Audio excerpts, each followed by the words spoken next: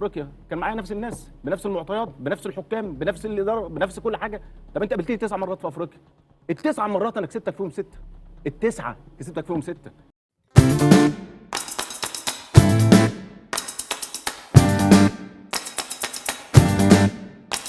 ايه اللي جرى لفكره اصله ده ماتش خارج التوقعات، ده ماتش ما تعرفش فين؟ لا خلاص انتهت الجمله دي، ما بقتش تيجي. معانا الكابتن طارق السيد كابتن نادي الزمالك الاسبق. اهلا كابتن طارق.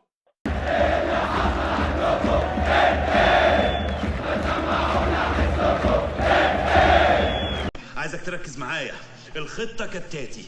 شجعني بقى يا اخي، قول لي حاجه فيها امل ولا امل ماتت؟ ما هو كان اسبوع اسود ما ارتحناش، امنه غرقت التنين وخالتك صفيه اتحرقت الاربع. صفيه اتحرقت كمان الاربع.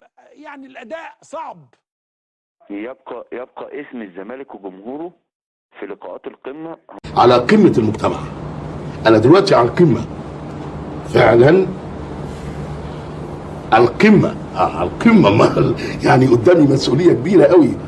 انا لابد ان ابحث عن ذاتي في داخل ذاتي. مين اللي هيكسب بكره؟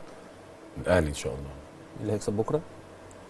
بكره ماتش تعادل احساسي كده يعني. دينا رايه هو طبعا انا نفسي دينا قالت الاهلي. دينا قالت الاهلي هيكسب. طب مالك محرج ليه؟ وحشتوني وحشتوني وحشتوني وحشتوني.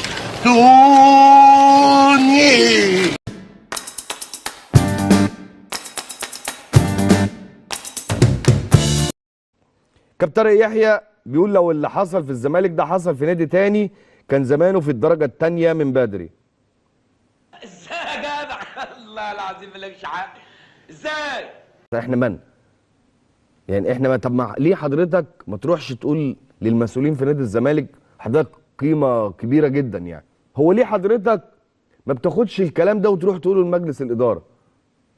لان هو اللي بيحصل في نادي الزمالك بيحصل من داخلي. بنطالب بالتأكيد بالعدالة، بنطالب بالعدالة. الحكم أجنبي يوم السبت، الحكم أجنبي لا يعرفني ولا يعرفك، لكن هي نفس الفكره نفس العقل نفس الكلام نفس التفكير نفس اللي هو مش شايف غير الاهلي مش شايف غير الاهلي مش شايف غير الاهلي.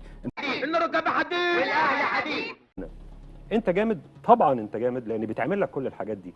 السؤال بقى هنا، انا كشخص دلوقتي داخل هذه المنظومه وشفت كل اللي حصل ده، انا عارف الصح فين من اولها، انا عارف مين الخطوط الحمراء، انا عارف ما زعلش مين عشان اعيش.